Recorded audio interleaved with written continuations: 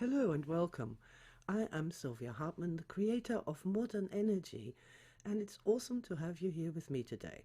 Today's topic is cult deprogramming with star matrix, and that is really a wonderful thing to be talking about today. I'm excited, so let's get started. Star matrix, if you don't know what that is to reject the idea that we need to focus on our traumatic memories of this lifetime and create a timeline thereby made up entirely of pain and suffering. We call it the scar matrix. And instead to focus our attention and energy onto inquiring into the best positive events of our lives. This is extremely heretical, of course, in today's society. But I have found and convinced myself, shall we say, over the past 30 years that it's a really good idea to be doing that. The major lessons of our lives are contained in our own star memories, and this gives us the key to cult deprogramming in its widest metaphorical sense, to finding out who we really are in this lifetime, what we are about, and to find a center of strength in a brand new self-concept that is not based on all the terrible things that were done to us, but on all the extraordinary things that we have experienced, our own lived experience, which has been completely denigrated, absolutely ignored, and yet that is the most important part of who we are, informs our deep core self-concept. And I would like to say something about the term cult. A cult is just another word for a matrix of thought about where we come from, what we're about, what we have to do in our day-to-day life in order to, be happier, not be so terrified all the time, perhaps not to be constantly afraid of death or what comes after. And there are many, many of these matrices. Some of them are religious and some of them say they're not, but they're cults just the same. Psychology being a wonderful example of that, with the cult of trauma. The cult of trauma and focusing on everything and anything bad that ever happened to you, that was ever done to you, and that to explain your life and why your life was the way it was through the lens of trauma. And that, to me, is just a thought matrix, and it's another cult, if you want to call it that. So when I'm speaking of cult deprogramming, I don't just mean cults like Scientology or the Mormons or Jehovah's Witnesses or any of the many, many, many other cults in existence. I mean cults in its widest metaphorical sense, because I believe that all of us, every one of us, somewhere along the line can get trapped in one of these thought matrices, and they then become that lens through which we view life. And I don't know about you, but I like a lens that allows us to view life as worth living, positive, helpful, forward-pointing, empowering to the people who live these lives. And, that's where I come from, really. I want people to be happier and not to have so much unnecessary suffering in their lives. So, cult deprogramming, essentially to me, in any form or shape, is to bring an individual back to their own power. And here we come to that question of, why do people even want to join a cult? And that's very simple. Mostly people join cults when they are in a highly stressed state. Normal or happy people don't go around asking all the time, who am I? What's wrong with me? What's the meaning of life? What's going on? Why can't I make things work? What's happening? Because they're actually way too busy living their lives, creating things, you know, doing things, having fun. So according to the modern energy chart, you'll find these highly chronically stressed people around -4 to -5. And these are stressed people, and they are low on energy. And what stressed people who are low on energy do is they look around and try to find a higher energy person who they can follow. So knowing that they can't really protect themselves or make good decisions themselves, knowing that deep down inside, they're looking around for a higher energy person that they can follow. And that is not a bad thing. That's a good thing. That's the perfect thing to do. Imagine you're stumbling around in a forest, they're absolutely terrified, and there's some person comes and they're not terrified, and they are sort of, you know, their senses are functioning, they can think logically, and they're walking upright and strong through the forest, and so of course you're going to follow them. It's the right thing to do. However, this has been hijacked by people who noticed that this is happening and this is what happens. And so a great many cults recruit their followers by looking directly for people who are in very low energy states and then offer them a solution or an explanation as to why this is so, given by a higher energy person who seems very authoritative and who seems to have solved the problems that our low energy person is still wrestling with. And that then causes this person to follow them down the forest track, and there's this camp, and in the camp there are all these happy people, and our stressed person goes, oh wow, this is great, I can finally find friends, I have found a place where I belong. And so they take the soup and the bread and the smiles that are offered and become a part of that cult, of that tribe, and will absorb whatever rules and regulations, whatever patterns of thought are allowed and which are not allowed. And that's how you end up in a cult. Really very simple. It doesn't matter if that's the cult of psychotherapy or, you know, the cult of Scientology or become a Krishna. It's how it works. So the person has been in this camp in the forest, in my metaphorical camp. Thank you, dear Energy Mind, for that nice simile, metaphor.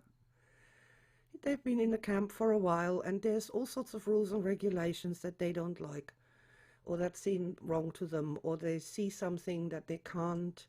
They get a cognitive dissonance. For example, there's a lot of talk about love, but then you see the cult leader sexually abusing infants or something like that, and there comes then this point where eventually they leave the cult and they leave that camp, and they find themselves back out in the scary forest with the camp behind them, and they're feeling actually better for having left that camp in the scary forest than they did before. But then they ask themselves, how could I have ever been so stupid? How could I have ever been so deluded? How could that ever have happened? And they get distraught about that then, on top of everything else that has happened. And that's really a sad story. So whether a person is currently in a cult and needs to be deprogrammed, or a person has left a cult and now they don't know who they are anymore and are, you know, just even more unsure of themselves, having made such a bad decision to have gone into the cult in the first place, it doesn't really matter. Star Matrix is the answer, because Star Matrix creates a new timeline for the individual person simply by focusing on the high positive memories of our lives. And for modern energists who actually work with Star Matrix and give Star Matrix sessions, the pattern is really quite simple. We start with a first 2-3 high positive memories from anywhere in that person's life. And we're offering by finding those, and it doesn't matter where they were in time, whether they were childhood memories or whether they were as a young adult, whether they were in the cult or out of the cult. It doesn't matter.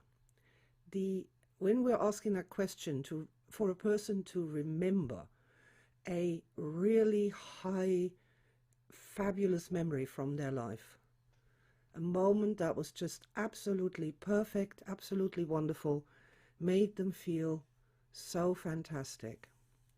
What happens is that naturally our person will give us the right memory for them.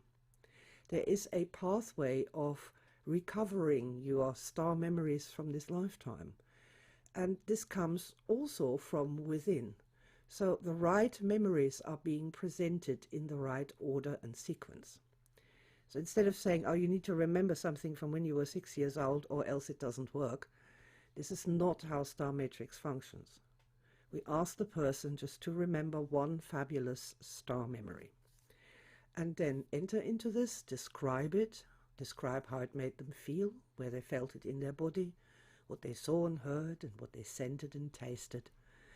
And one of the things that particularly psychologists found so extraordinary about this is that when you're dealing with a high energy memory, it is not clawed and disturbed and out of time and chaotic at all. It is absolutely perfectly clear. It's all there. All the information is there.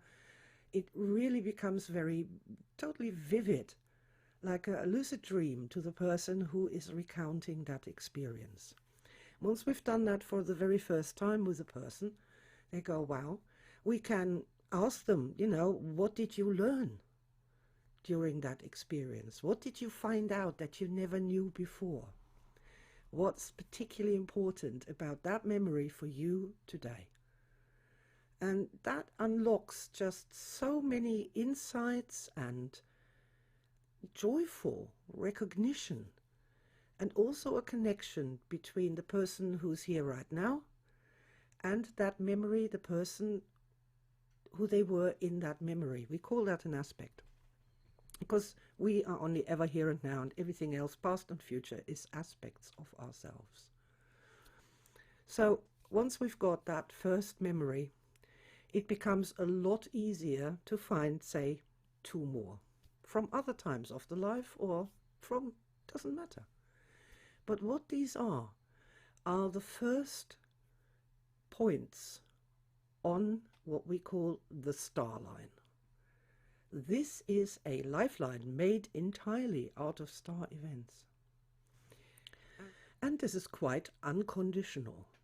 When I say unconditional, the star memories are all high positive memories.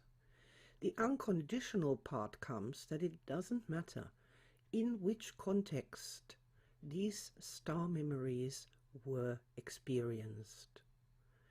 So, for example, if a person was in prison and they had a moment of deep connection with perhaps another prisoner, or they were in the yard and saw the sky and had a wonderful experience, that's a star event.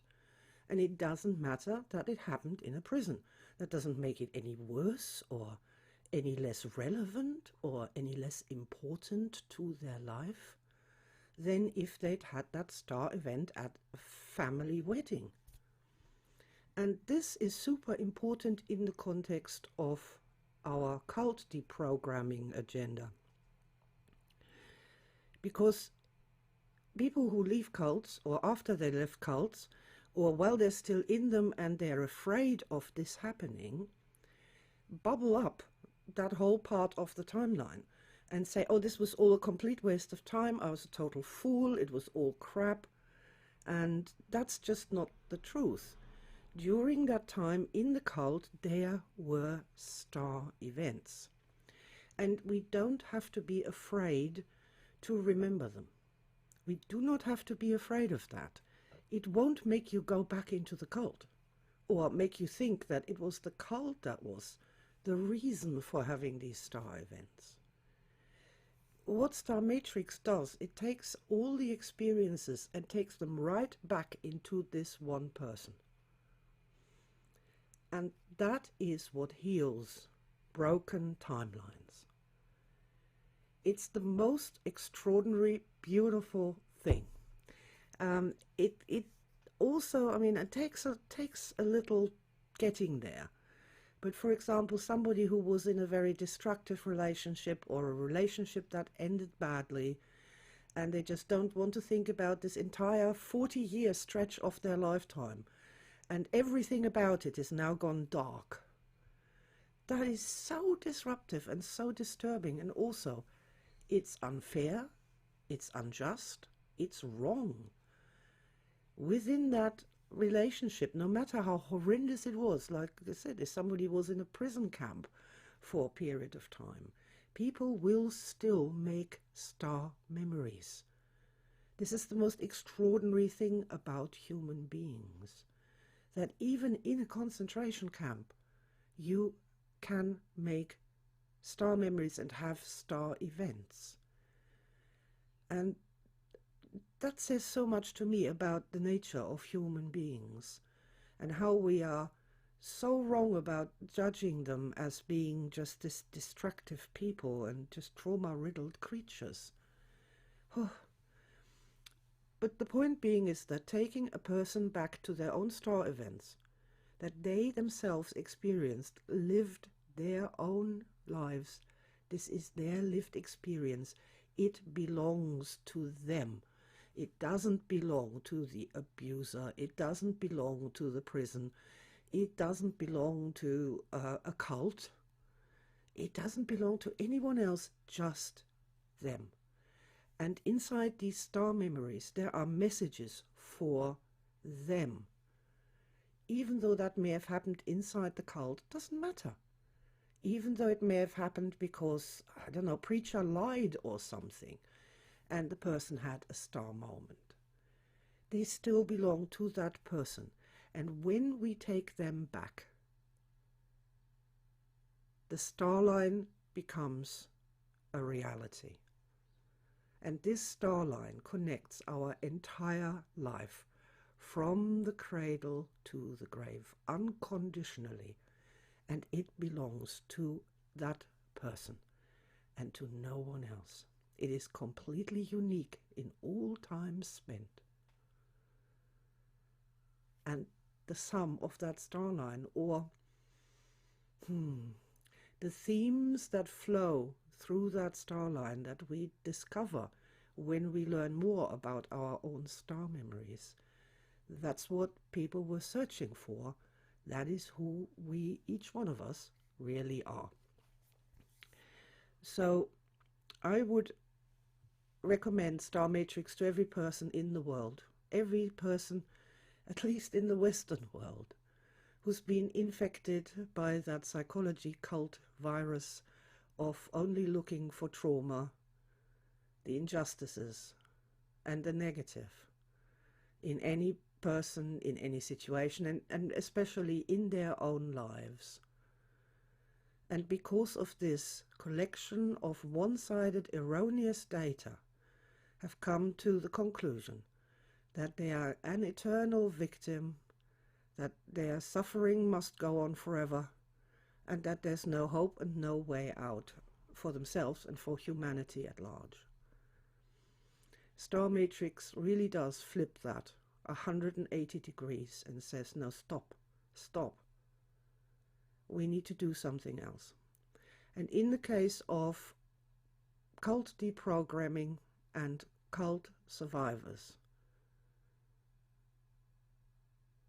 to bring back those empowering star moments that the person has already experienced to themselves, is going to give them a center within themselves that allows them then to compare their own lived experience with whatever is being talked about in a cult, in a matrix, and compare this with their own lived experience and have a point at which they can stand and say, actually, no, you are wrong about this. You are wrong about this. There aren't hordes of demons there. I have been to that place. I've stood in that place. And what I experienced were angels. And I refuse to adopt this terrifying or scary notion that you are putting forward. And I'm going to go with my lived experience instead as the absolute authority on my life, on what I have learned. Not by reading a book. But I was there, and I saw it, heard it, felt it for myself. So, yeah, that's really how I believe Star Matrix can help in deprogramming cults of all kinds, in freeing people who got trapped in various thought matrices, be they called a cult or not, to bring people back to their own power, their own intelligence above all else, and to do something about the chronic stress levels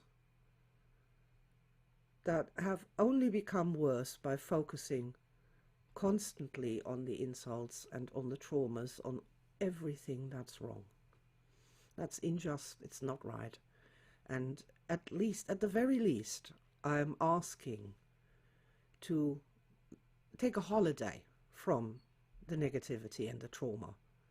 Allow yourself a holiday, 6 months. Do Star Matrix for 6 months and find out for yourself how that literally heals your timeline, how that literally empowers yourself, connects you to past aspects of yourself, and how empowering that is for a person to realize that their life actually does have some meaning, that there was joy in it, that there were super important experiences that hold critical information about themselves, about other people, the world around us, and the great creative order itself. So I hope you have found that logical. I hope that makes sense to you. I would love to have more people find themselves in their own +10 moments, in their own star moments of their lives that will flash before their eyes just before they die. But I think becoming aware of those right here, right now, can help every single one of us, because I do believe we all are in need of some serious cult deprogramming. Thank you for being here with me. Thank you for listening. Please like and subscribe. Share the video if you found it useful. And I look forward to seeing you in the next video. Bye for now.